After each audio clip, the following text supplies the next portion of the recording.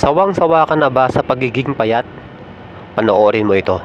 Always do it on my own, so I gotta get through it. And the only thing I know is to love what I'm doing. Never give up, never slow, till I finally prove it. Never listen to the no's, I just wanna keep Ang moving. bulking Keep my head o yung pagpapataba, pagpapadagdag ng muscle at pagpapataas ng timbang ay totoong nasa diet ang pinakasolusyon.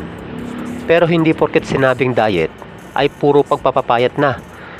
May diet din kasi na para sa bulking na tinatawag ding calorie surplus.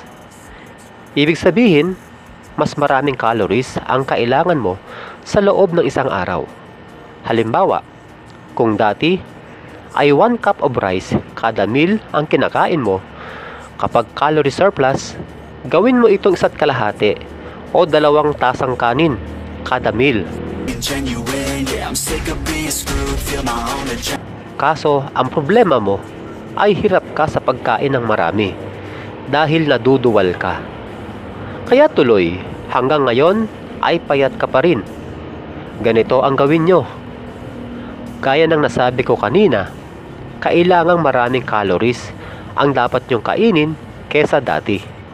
At dahil di mo kayang kumain ng marami, piliin mo ang mga pagkain o dapat ang mga kakainin mo ay yung mga matataas ang calories.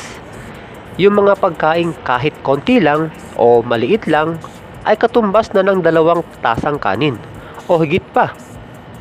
Halimbawa, yung isang putol na chocolate, siguro mga kasinlaki ng 5 piso na coin, ay katumbas na ng 1 tasang kanin. Yeah, fatal like a gun, shooter's gonna shoot in. Pero hindi ko sinasabing puro tsokolate o puro may asukal ang kainin nyo. Siyempre, samahan nyo pa rin ng mga healthy foods gaya ng gulay, prutas, protein, kamote, kanin at iba pa. Narito naman ang mga pagkain na matataas ang calories na pwede nyong isabay sa bawat meal nyo. My own adrenaline, yeah, I do just what I do, and I hope you let me in, yeah. Paalala lang, sa bawat meal nyo, mahalaga pa rin na merong carbohydrates, protein at fats. Kumbaga, ang mga pagkain na nakalista ay mga karagdagan lamang upang hindi puro taba ang tumubo sa inyong katawan.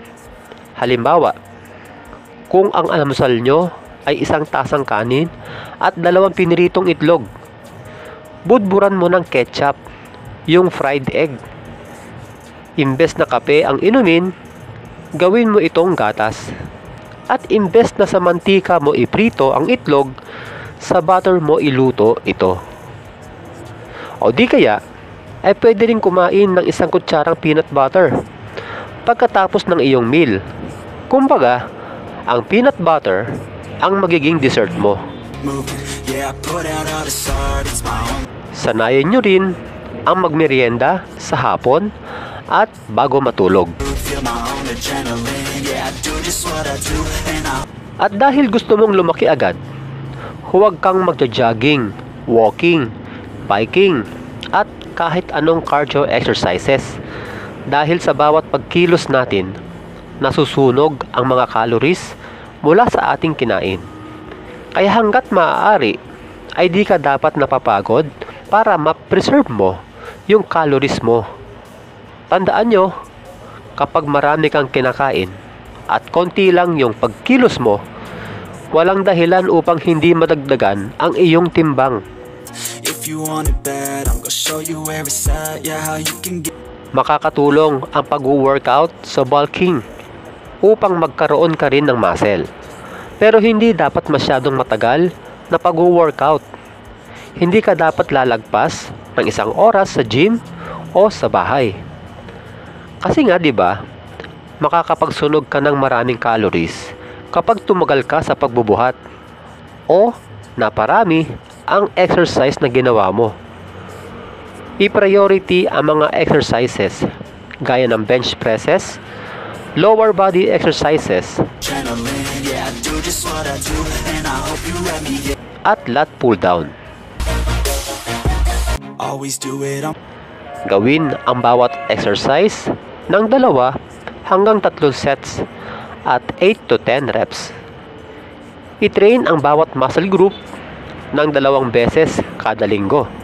Halimbawa, nag-chest ka ng Lunes, ulitin mo ito sa Thursday o Friday. Matulog din ng di bababa sa 7 oras. Kapag nagawa mo lahat ito, makikita mo ang resulta sa loob lamang ng 2 linggo.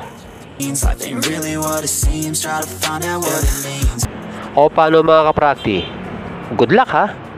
Hanggang sa muli, God bless! Never give up, never slow till I finally prove it. Never listen to the no's, I just wanna keep moving.